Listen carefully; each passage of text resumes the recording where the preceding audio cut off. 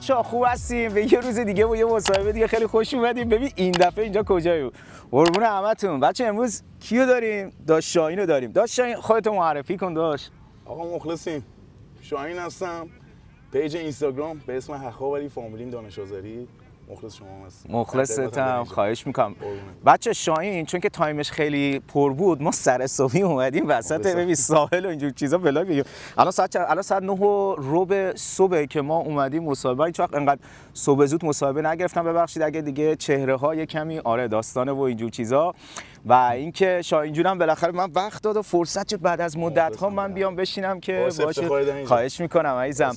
شاهین جون خودتو معرفی کن و کلا به طور کامل و اینکه بگو چند وقت تایلندی، چی شد که اومدی، هم چند وقت تایلندی اول و چی شد که اومدی تایلند. عرض خدمت که دنی جان همونجور که گفتم شاهین دانش آذری فامیلی. عرض به خدمت شما که 40 سال صادرات تهران. الان اگه بخوای حساب کنی دقیقاً از سال 2007 نمیدونم چقدر میشه. 2007 درسته. من 2017 اومدم. 10 سال یعنی اونورتر از عقب‌تر از من دیگه. حدود خیلی دیگه حسابش از دست در رفته که چند سال دیگه اومدی دیگه. خب بگم کلا تو این مدت 3 بار 4 بار خروج داشتم. 3 بار 4 آره که اینطور. چی شد که اومدی تایلند؟ کلا اول اینکه بگو چی شد که از ایران اومدی بیرون، بعد بگو چی شد که مثلا اومدی تایلند. حالا اگه جای دیگه هم قبلش بودی و اینا هم باز بگو. آره والا چی شد که ببین اصلا کلا من بعد زندگیمو تقسیم بر 2 کنم. یکی قبل از تایلند، یکی قبل از خروج از کشور، یکی بعد از خروج از کشور. تو چند سالگی از که اومدی بیرون از ایران؟ ببین من خدمتم که تموم شد 20 سالگی بود دیگه. آره تقریبا از 21 سالگی، یعنی خدمتم تموم شد 6 7 ماه بعدش زدم از ایران بیرون. و 2 تا نکته داره. قبل از که بیام تایلند یه سفر، قبل از که آخه من ژاپنم بودم، حالا اینو بهت بگم پرانتز بکنم. یه سفر تفریحی با بچه‌ها اومدیم اینجا، هولوش 7 8 نفر اینا بودیم. اومدیم و خوشم اومد، خیلی خوشم اومد و فلان. یه 10 روز 7 روز 10 روز بودیم و البته با تور نیومدیم، جدا اومده بودیم، بلیت ویزا اومده بود. بعد رفتم ایران و سر یه سری از مسائل دیگه نتونستم مثلا نمیخواستم بمونم راستیت ایران. آره تو کلا برنامه نداشتی. آره برنامه‌ام تو برنامه نبود که بمونم. چند سالت بود که دیگه می‌خواستی ایران نباشی؟ دیگه 20 سالگیم تموم شد. 21 سال حالا شما حساب کن. آره اواخر 20 سالگیم بود. رفتم و حالا نمیدونم گفتنش درسته یا نه. قاچاقی رفتیم ژاپن. آها. رفتم ژاپن و اصلا کلا می‌خواستم ژاپن بمونم. تایلند اومده بودم تفریحی. خب آره تایلند اومده بودم تفریحی و خوشم اومد. ژاپن رو بگو الان ژاپن چطور شد؟ رفتی چیکار کردی؟ ژاپن چند وقت بودی؟ ژاپن کلا می‌خواستم دنی برم ژاپن بمونم. خب عرضم به خدمت شما همین کارم کردم. رفتم و کلا 1 سال اونجا بودم. آها. کدوم شهر بودی؟ توکیو بودم. توکیو. چطور بود ژاپن؟ شینجیکو. آره شینجیکو بودم، ولی اول که با کشتی رفتم بندر اوساکا پیاده شدم. ولی خب بندر اوساکا از کجا با کشتی رفتی؟ چطوری رفتی؟ راهش حالا بگم اینا رو. آره بگو از یکی فلان کشوری رفتم. آره از روسیه رفتیم اقدام کردیم اونجا آدم داشتیم. آها. یکی بود معرفی کرده بود، رفتیم اونجا، از اونجا با کشتی باره پشم گوسفند بود. پشم حیونا بود. داشت لای پشمای گوسفندا قایم شده بودی. من کشتی تجاری بود. مثل چالی چاپلین بود. چی بود پشم گوسفند کشیده رو خودش اینا. ولی نو مکعب کیوبی بود اصلا. شما لای اونا قایم شده بودی؟ آره تو موتورخونه‌اش بودیم دیگه. رفتیم. چند وقت اون موقع رو دریا بودی؟ ببین اگه دقیقاً یادم بیاد قضیه خیلی واسه تقریبا 20 سال پیش، 19 18 سال پیشه بیشتر. فکر کنم یه هفته 10 روزی شد. هفته 10 روز. یه هفته 10 روز رو آب بودیم. استرس چجوری؟ البته ببین اون موقع جوان‌تر بودیم، یه ذره شوخ و شنگ‌تر. آره میدونم. آره خب قطعا استرسی هم نبود. میگفتیم یا میرسیم یا نمیرسیم دیگه، همه چی رو به شوخی گرفته بودیم. میگفتیم میخندیدیم، با 4 5 تا از بچه‌ها بود. بعد از اون قشنگ یادمه سمت طرفای ژانویه بود، یعنی طرفای اوج 11 اینا بود، 11 میلادی که به شب عید نزدیک بود. دیگه ژاپن هم خیلی سرد بود. ژاپن سرد میشه درسته؟ خیلی تصور آسیا واسه من مثل تایلند چون جای دیگه نرفتم هنوز. البته ببین یعنی در این انبار رو واکردن که ما بریم بیرون، بعد میپریدیم توی قایقای مثلا لنگر انداخته بود 200 300 متر جلوتر از ساحل. در رو واکردن که ما بپریم تو قایق و اینا که با قایق ما رو برسونن دم ساحل. این باد صورتتو رنده میکرد، باد سرد. آره خیلی سرد بود. اومدیم بندر اوساکا و یه 3-4 روز اونجا بودم و انداختیم رفتیم توکیو. چند وقت توکیو بودی؟ یه کلا اونجا بودم دیگه. خب چند وقت کلا؟ ببین رو هم رفته یه سالم نمی 11 ماه خورده‌ای 11 ماه خورده هم ژاپن. 11 ماه خورده‌ای بعد چی ژاپن شد بودم. اومدی تایلند؟ یعنی چی شد که انتخاب کردی اومدی خب تایلند؟ دنی جان راستیتش اونجا موندم کار می‌کردم. چه کاری می‌کردی اونجا؟ تو کار داربست بودم. داربست. اصلا داربست کارگری بود دیگه. آره میدونم اونجا اون موقع تو اون سالا آره ولی داشت خوب چه پول مشکلی می‌دادن، خوب داشت. من می‌دادن. خودم اینجا برگه پخش کردم بچه کفم با مدرک لیسانس میرفتم اینجا واسه بله. رستوران برگردم. ببین کار و واقعا از پایین شروع کردن اصلا این بله. چیز چی میگن کار آر نیست، حقیقتیه. دقیقاً. آره دیگه آدم مجبوره کار میکنه. دقیقاً. بچه راستی ما اینجا آبجو هم داریم ولی آبجو بدون واسه بگم یه الکل. لبی این تر چرا؟ کنیم. چون که ساعت آره بزن من می‌خواستم بگم چون که ساعت 9 صبح و الکل فروخته نمیشه و البته ما هم بچهای خوبی هستیم. بله خب ما الکل مثلا آب پرتقال با آبجوی بدون آره الکل دقیقاً 0%. برو بریم تو کارش آقا چیرز. خب بگذاریم. آره یه تقریبا یه سالی اونجا بودم دنی جان و بعد برگشتم رفتم ایران. آها چند وقت این دفعه ایران بودی؟ این دفعه که 2 برگشت ماه 3 ماه دو تا ماه، کارهای ویزا و پاسمو انجام بدم و البته خب بگم دیگه تو ژاپن دستگیر راحت شدیم دیپورتمون کردن چون ویزا نداشتم با خاطر این دستگیر شدیم یعنی موضوع خاصی نبود. آره داستانی نبود. دیپورت شدیم و گرفتنمون و اومدیم ایران. عرض به خدمت شما که کارمون رو درست کردیم و میگم سال 2000 و اواخر 2007 اینا بود. برگشتم اومدم تایلند و دیگه موندیم. چی شد دیگه وایسا چی شد تصمیم گرفتی بیای تایلند؟ نپر جامپ چیزی نداره. آره آخه چی چون شد که بیای تایلند؟ قبلا سابقه‌شو داشتم یه سفر داشتم اومده بودم اونجا خوشم اومده بود بعدم نمیومد. اولین بار کدوم شهر اومده بودی؟ بانکوک بودم. بودی. آره بانکوک بودم. تا هنوز پاتایا هم نیومد. نه اصلا نمیدونستم پاتایا کجاست. اصلا نمیشه پاتایا اصلا نمیدونستم کجاست. آره و یکی از بچه‌ها تو هتل معرفی گفت چرا اینجا موندی اینجا شلوغه مثل تهرانه. نمیدونم گرمه 2-3 درجه گرمتر از پاتایا و فلان. گفتم پاتایا کجاست؟ گفت 1.5 ساعت با اینجا فاصله داره و فلان برو اونجا رو هم ببین. شهر ساحلیه. گفتیم چشم. بعد چند وقت از بانکوک اومدی پاتایا یه سر اینجا یعنی اولین بار دیدی؟ فکر کنم یه 2-3 ماهی بود چون اون موقع وضعیت ویزا واسه ایرانی‌ها بهتر بود. دبل میدادن یه ذره گیرشون کمتر بود. بیشتر ایرانی‌ها کمتر داستان درست کرده بودن. روزای خوب اون بود که ویزا دبل میدادن اوکی بود. هنوز نمیدونستم ما چه عجوبایی هستیم و چه کارهایی بلدیم بکنیم. خب دقیقاً دنی جان. بعد اومدیم یه سر پاتایا هم دیدیم و خوشمون اومد.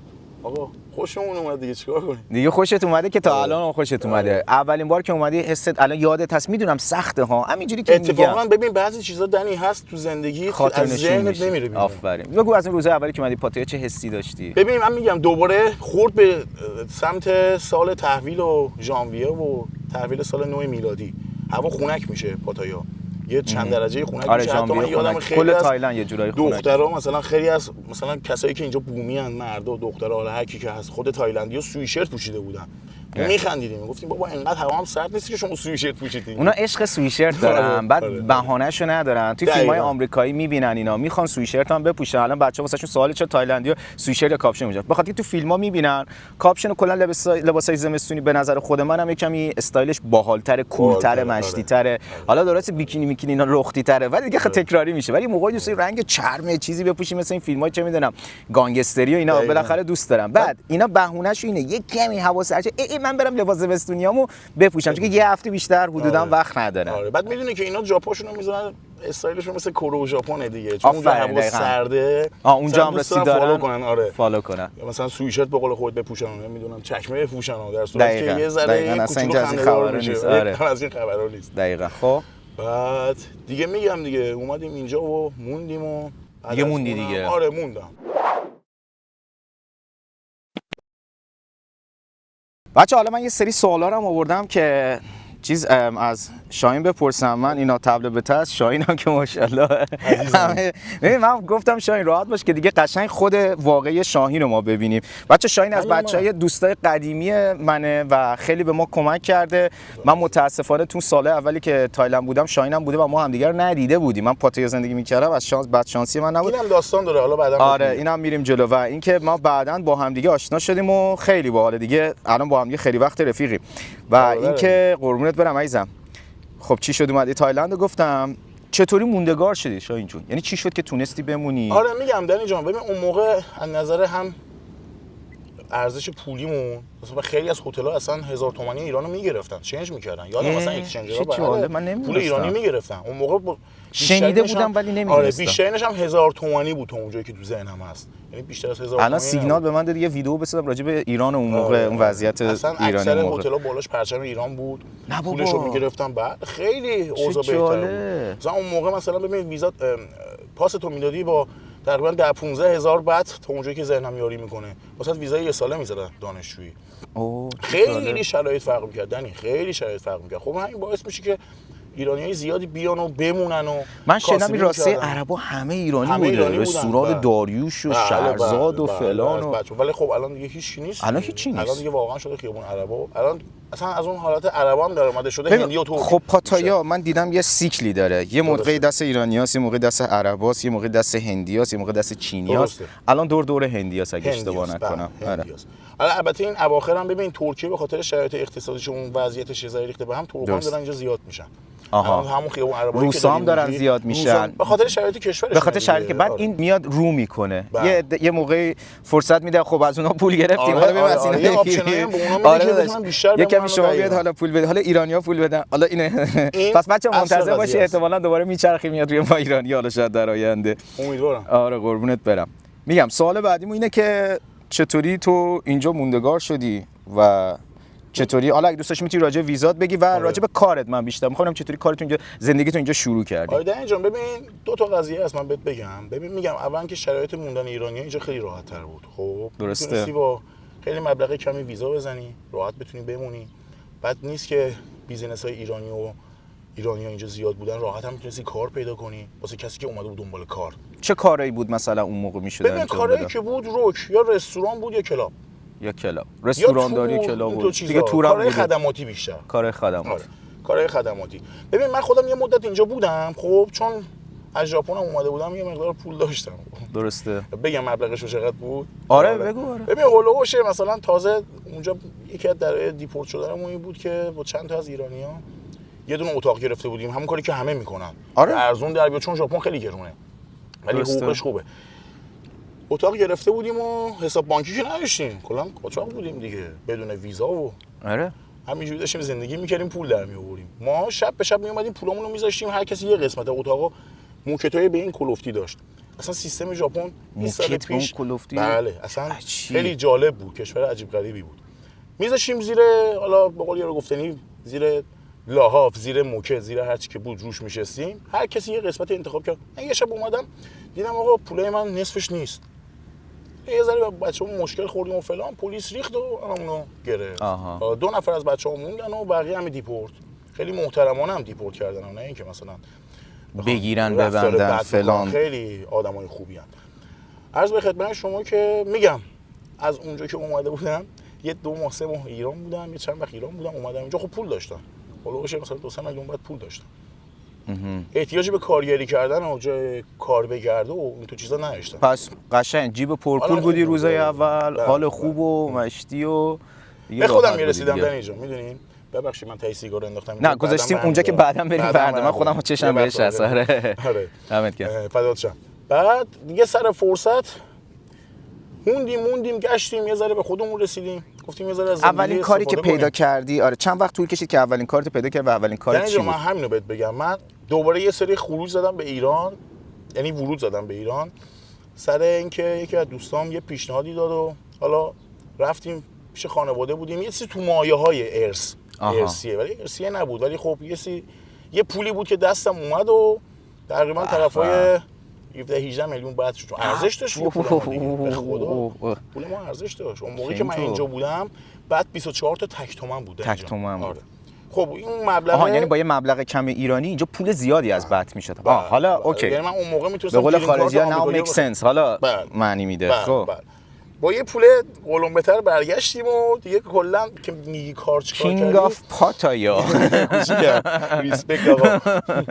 بعد چیز نکردم، من دیگه کارگری نکردم، دنبال کار نگشتم، تو فکر این بودم که مثلا برم چند تا آپارتمان بخرم و کلا. چند وقت با اون پول تونستی دنبال کار نکنی و زیاد دوام نیاورد؟ میدونی چرا؟ البته پولم باد آورده نبود که بگیم باد ببره ها، میگم یه چیزی تو مایه ارث بود و زحمتی کشیده بودیم دربارش و فلان.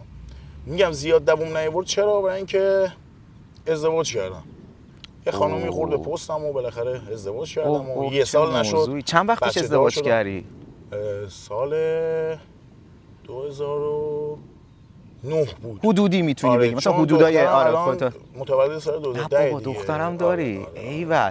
الان بهم بگو که چی شد با خانومت آشنا شدی؟ ببین ما الان بچه‌ها همه واسهشون یه سوال میشه. خب قشنگ خودتو بذار دور اون روزا بگو مثلا اینجا رفتم با خانومم چی شد که با خانومت زیاد جالبی نبود. آره میدونم بچه کامبک نمیخوام بزنم. شاهین خیلی داستانایی داره، خیلی سختش بوده و اینا و من بهش گفتم و اینا که مثلا بیایم اینا رو بگیم توی ولاگ. حالا هر کدومش که میتونی. آره اون قسمت که ازت میکنه. آره خب بالاخره تو پاتایا آشنا شدیم دیگه. اینجا داشتیم زندگی میکردیم مثل بقیه. آشنا شدیم با هم دیگه. ازدواجم خیلی زود ازدواج کردم دنی جان. خیلی زود ازدواج کردم، خیلی هم زود چی شد که اصلا ازدواج کردی؟ دیگه جوان بودیم دیگه. بهت گفت بیا ازدواج بکنیم، خودت تصمیم گرفتی؟ نه شما که میدونید دختر تایلندی‌ها اونو پیشنهاد میدن. آره خب همون میخوام اینا رو بگی. ما هم به عنوان یه پسر ایرانی آره قبول کردیم و جوابشو دادیم و قبول کردیم و در حقیقت پیشنهاد ازدواج خودش داد و میدونی که من کلا همه چیزم عجله‌ایه. یعنی کلا زود ازدواج کردم. آره کلا همینجوری رفتم جلو دنی جان. زود ازدواج کردم، زود بچه دار شدم، خیلی خودم راحت کردم. گفتم هر چی میخواد بشه بشه. حالا یا موفق میشیم و موفق نمیشیم. خب پس دوست تقریبا سال 2009 ازدواج کردی با یه دختر تایلندی. بله. و سال هم ازدواج ایرانی کردم هم ازدواج تایلندی کردم. یعنی هم اینجا ازدواج کردم، ثبت کردم، همین که بردمش ایران. بردیش که بزرگترین اشتباهم این بود به نظر من. آره حالا زن تایلندی نگیریم. حالا اینا رو هم بهش میرسیم. اینا میخوام بعد بچه دار شدی درسته؟ تو یک سال بچه دار شدی. سال 2010 بابا شدیم و همین تو بیمارستان میگفتن چه بابای کوچولویی، در حالی که خود تایلندی اینجا 17 18 سالگی هم بابا میشه. آره با خود تایلندی. آره خارجی خارجی به عنوان یه خارجی شد. میدونی اکثر اینایی که میان اینجا بچه دار میشن دور از جون این پیرمرد میرمردای اروپایی که واسه بازنشستگی میان اینجا یه دونه هم بچه درست دیگه. حالا یارو دستش در میره یه دونه بچه هم پس میاد. دقیقاً زنگوله پاتابو درست میکنه. کلا ته همه این داستانا رو دیده تو پاتایا که داره میگه. خب ادامه بده بعد. آره زندگیت اوایلش چطوری بود با خانومه؟ چیکارا می‌کردین؟ چه جوری بود؟ بیزینس چی داشتی؟ شما حساب کن چه اینجا چه هر جای دنیا اگه یه موقعیت مالی داشته باشی، یه ذره حالت خوب باشه، خب زندگیت خوبه. طبیعتا به خودت میرسی، به زندگیت میرسی، خرج میکنی، چرا که نه. ولی امان از اون روزی که پولات تموم بشه و این حقیقت امره. و ببین کار نکنی، بیزینس نکنی، شما $1 میلیون هم داشته باشی بالاخره به تهش میرسی.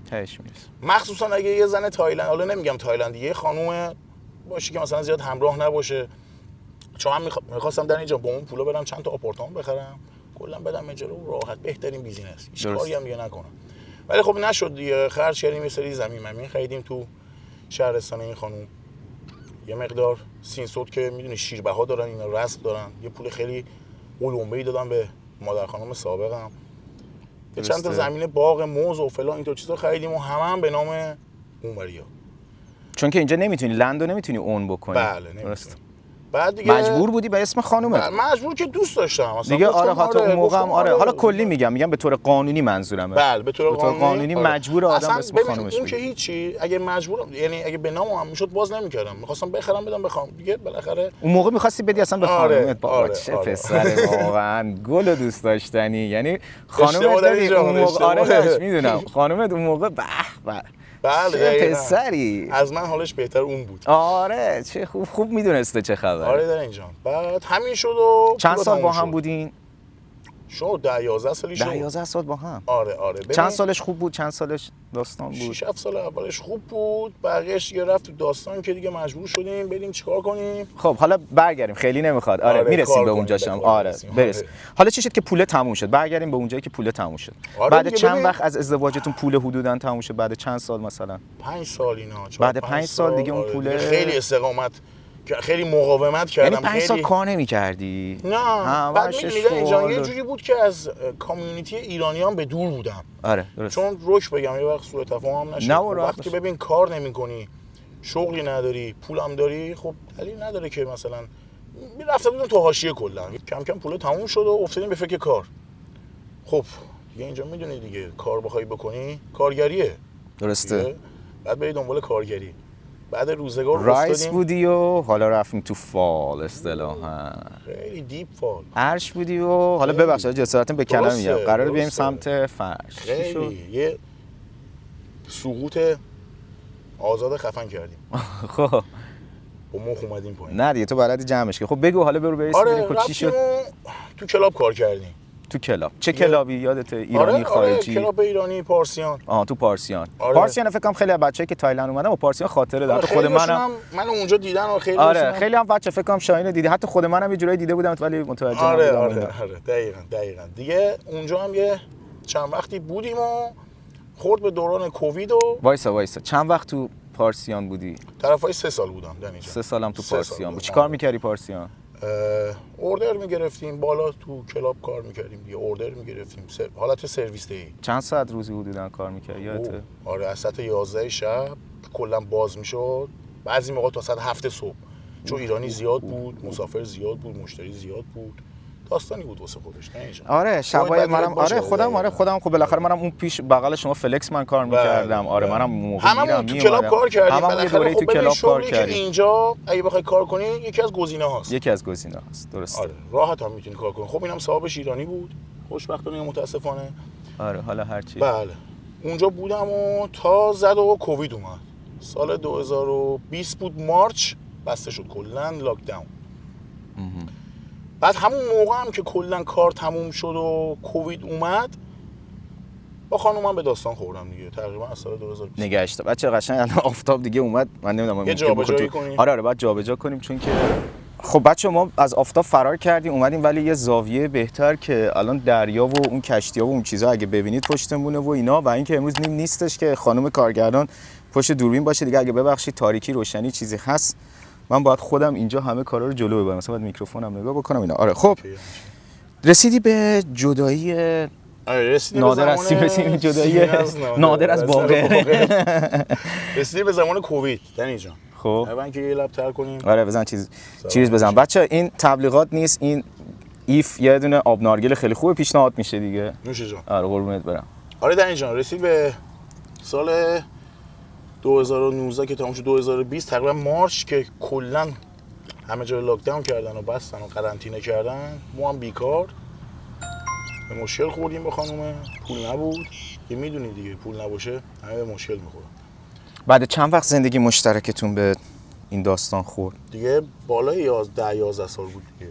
بالای 10-11 سال. بله بالای 10-11 سال به مشکل خوردیم. خب اینجا دیگه اونجاست که آره دیگه یه تصمیم کبرا بگیرم. خب مجبور شدم، خب به مشکل خورده بودیم دیگه، جدا شدیم. بعد بچه رو می‌خواست از من بگیره، من مجبور شدم بچه رو ببرم ایران تا کارهای اداریشو انجام بدم سر فرصت برگردونم. با چند وقت ایران خودش هم البته نه که بخوام بچه رو با زور بردارم ببرم. آره تقریبا یه 9 ماه 10 ماه ایران بودم. یعنی در اینجا من یه چیزی بهت بگم، یه پرانتز وا کنم. من زمانی که ایران بودم روک بهت بگم مثلا قید تایلند رو زدم. چون بالاخره بعد از کرونا این داستانا خود کرونا که رفتم ایران کرونا خیلی داستان واسه خیلی درست آره کرد. گفتم که الان که دیگه من دیگه خانم بعد از یه ازدواج ناموفق و اینطوری شد و داستانم اینطوری زنه گذاشت رفت و به مشکل خوردیم و دیگه فایده نداره و دیگه بالاخره میدونی آدم یه ذره دنیا خوبیاشو نداره. آره یه کوچولو به افسردگی و استرس میگیری. بعد گفتم خب خدا رو شکر بچه‌ام که پیشمه، سر خونه زندگیمم تو کشورمم، قیدشو بزنم کتاب تایلند رو ببندم همینجا. اون 9 ماهی که ایران بودی چه کار می‌کردی؟ چه کاروبارایی می‌کردی؟ آره تو کار تتو بودم با دوستمون پویا، ان شاءالله هر جا هست که الان ترکیه است موفق باشه. خیلی پسر خوبی بود. برادرم این خودت. ایول. یه آپارتمان داشتیم کارهای تتو انجام میدادیم که الان خودت هم من میبینم تتوهای خیلی زیادی داری. کار دست پویاه. آره. ها. یادگاریش تا آخر عمر. یه ولاگ میشه راجبش درست کرد. فقط معانی این تتو. البته این همش معنی داره. آره همون میگم. معمولا تتو واسه هر کسی معنی داره. معنی دار. خیلی کم پیش میاد کسی. حرفای دلمو زدم. آره. قربونت برم. همش یه مشکلی داره، یه حرفی توش داره.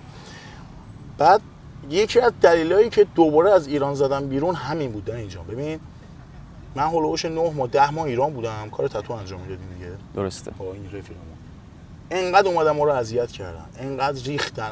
البته اون موقع خیلی الان شنیدم خیلی بهتر شده. اصلا یه کاری ندارن. الان همه تتو فیسن و اصلا ماشاءالله همه میزنن الان. آره خالو میزنن. سیستمش عوض شده مثلا ایران. دیگه انقدر ما اذیت شدیم. ببین چی شد که دیگه ترجیح دادم گفتم آقا اشتباه کردم اصلا اومدم. با ارزش شرمندگی. بذار بریم همون جایی که بودیم. ولی بچه‌مو نیاوردم. خودم برگشتم، کاراشو اینجا انجام دادم. حالا یه سری برگای قانونی بود از مادرش گرفتم که نتونه بچه رو از من بگیره. درسته. بعد دیگه درگیر شده بودی با این موضوعات. آره یه کار اداریشو انجام بدیم و دختر من با خواهرم اومد اینجا، یعنی خواهرم براش دخترم آورد اینجا. الان هم پیش مادرش زندگی میکنه تو شهرستان. بعد مادرش گفتش که پیش من باشه چون تو همش سر کاری این و اونوری بچه نمیتونه درس بخونه از زندگی میافته. گفتم خب باش پیش شما باشه. درست. اینم از داستان بچه دنی جان. بعد از اون دیگه من موندم و من دیگه کلا. حالا چی شد که گفتی هیچ وقت زن تایلندی نگیری؟ همین نظر تو بگو. ببین من نظر من مهم نیست، من تجربه خودم دارم میگم. ببین تجربه که من داشتم تجربه بدی بود. خب خیلی هم بد بود. ببین فکر کن بهترین اوج جوونی تو بهترین دوران زندگیت چشم وا کنی ببینی همه چیز سوخت شد، دود شد، رفت هوا. خب میدونی من فقط نبودم در اینجا، من ایرانیای زیادی حتی خارجیای دیگه ملیت‌های دیگه اینجا زیاد دیدم که ازدواج کردن و آخرش همین راه من رفتن. حالا نمیشه گفت همه مثل همه. آره خب داریم بچه‌ای که ازدواج کردن. تو کشور خودمون اینجوری که من شنیدم که خیلی بدتر از این حرفاست. اصلا کلا فرداش میره مثلا اقدام آره حالا جدا از اون ما خیلی از بچه‌ای هم داریم که الان متأهلن و دو تا بچه دارن موفق. یه وقت سوء تفاهم نشه، من اینو توضیح بدم. میگم زن تایلندی نگین چون ما الان اینجا تو تایلندیم. اگه مثلا نه که بگم انگوش بذارم روی قومیت و ملیتی بگم زن تایلندی. نه اصلا تو تجربه خودتو داری میگی. اصلا به نظر من ازدواج آخرش تو اصلا کلا خود نظرت ازدواج به نظر من آره داشت تو آزادی اینجا که اصلا نظرتو بگی. اصلا من اومدم اینجا که نظر تو رو بدونم عزیزم. کاملا ازدواج آخرش عقید من یعنی به جایی نمیرسه در اینجا. تازه الان منی هم که الان تازه ازدواج کردم مثلا دارم میگم ولی تو باید نظرتو بگی. آره اصلا هر کسی تجربه. قربونت برم، ممنونتم. خوشبخت میشی ان شاء الله. فدات شم عزیزم. هر کسی راه خودشو داره. آره دقیقاً همینه. من میخوام واسه بچه‌ها بیشتر چیز نشه، داستان نشه. حالا بریم که یه سوالی که ازت دارم، چه کارهایی تا حالا انجام دادی؟ کلا چه شغلایی رو رفتی؟ ببین دنی جان اگه دروغ نباشه اینجا من همه کار کردم. به غیر از خلافاش همه کارش کردی. اونایی که میتونی بگی و بگو چه کارایی کردی. ببین دیگه همونجوری که گفتم آقا تو کلاب کار کردیم. خب ببخشید تو همون کلاب سرویس بهداشتیش هم اصلا هیچ آری هم نیست، هیچ قفتی هم واسم نداره. خب با من رو دوشم نمیافته اگه بگم، ولی خب زندگی این بوده. حقیقتی که خیلی‌ها دیدن خودم تجربهش کردم. هیچ ایرادی هم نداره. آدم تو وقتی میتونه کار کنه باید کار کنه. میدونی شرایط خودم قلیون شستم، قلیون فروختم، اصلا اوکیه. بله دارم میشنون و میبینن، داریم میگیم که آقا من خودم شخصا اینجا همه کار کردم. کارگری، بنایی. نه با بنایی هم کردم اینجا. کردم سمت ساتاهی و نمیدونم. ولی اون روزا گذشت دیگه. در اینجا میدونی آدمیزاد ترقی میکنه. البته ما ترقی نکردیم ولی خب شرایط تون عوض میشه. نه ترقی کردی، الان جلوتر هم بهش میرسیم. حالا بچه‌ها بهتون میگم که چه جوری ترقی کرده. الان خب بالاخره شرایطی طوری شده که مثل قدیم نیست. بالاخره دستمون جلوی کسی دراز نیست، همونجوری که قبلا هم نبود. کار میکردیم بالاخره همین. برای اینکه تو میدونم تو یک کسایی هستی که دیگه بچه شاهین حالا میگم چرا باش مسابقه کردم، چون کسی که از کف پاتویا دیگه بلند شده، یعنی رفته بالا اومده پایین و دوباره بلند شده. حالا چیزی که خودم زندگی میکردم همین بود. تو همینم من همینجا اعلام کنم آقا من نه پدرم پول داره نه مادر پول داره. من خانواده خیلی معمولی که من کلا از 13 14 سالگی کار کردم سر یه سری شرایط که پدرم مریض شد و دردسر بدبختی زیاد کشیدیم در اینجا تو به این سن برسیم. ولی خب اینجا هم واسه خودش چالش‌های خودش رو داشت، مشکلات خودش رو داشت، ولی خب خدا رو شکر هنوز زنده ایم و سر پا. بعد برم این موقع سر کار خدایا اینا رو نمیتونم به شما بگم. خب ادامه بدیم. حالا اونایی که گذشت نظر راجع پاتایا چیه؟ ببین من یه سری کولی درباره پاتایا بگم. بگو عزیز. کشور تایلند اصلا کلا بگو. کشور خیلی قشنگه، زیباییه، آدمای خوب و خونگرمی داره، نژاد پرستی نیست توش. حالا از نظر اقتصادی تورم تقریبا 0%. درسته. توریستا با این که این همه توریست میره و میاد اینجا، خلاف خیلی کمه، درگیری خیلی کمه، جرم و جنایت خیلی کمه. من اینکه یه سری خاص خب بالاخره هر جا یه سری آدما داره. یه سری آدما هست که بالاخره این کارو. ولی در کل به نسبت خارجی‌ها و جمعیت و اینجور چیزایی که داره کشور خیلی امنه. اوکیه. به نظر منم همین. آره خودت میدونی تجربه اینجا رو داری بالاخره، خودت قدیمی اینجا. آره خواهش. ولی کلا از نظر من به نظر من کسی که میخواد بیاد اینجا مثلا کلا موو کنه، بیاد اقامت اینجا بگیره و نمیدونم کلا بیاد اینجا زندگی کنه، یه نکته رو فقط باید بدونه. بگید. ببخشید که اینجوری میگم. اگه پول دارین بیاین، پول ندارین نیاین.